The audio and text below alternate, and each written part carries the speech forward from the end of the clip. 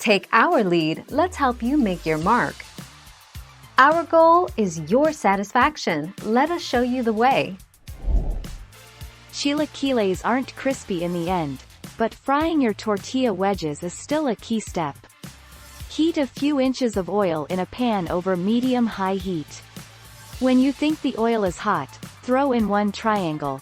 When it sizzles a lot, add enough to fill up your pan without crowding it. 10 September 2015.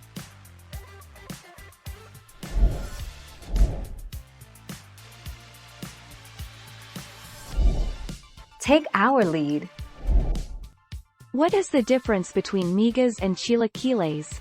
Migas are basically crushed tostadas scrambled with eggs, tomatoes, chilies, and onions and topped with cheese. Either a pan-cooked dish or a casserole, chilaquiles consist of fried tortillas simmered in a sauce. They can be topped with cheese and crema.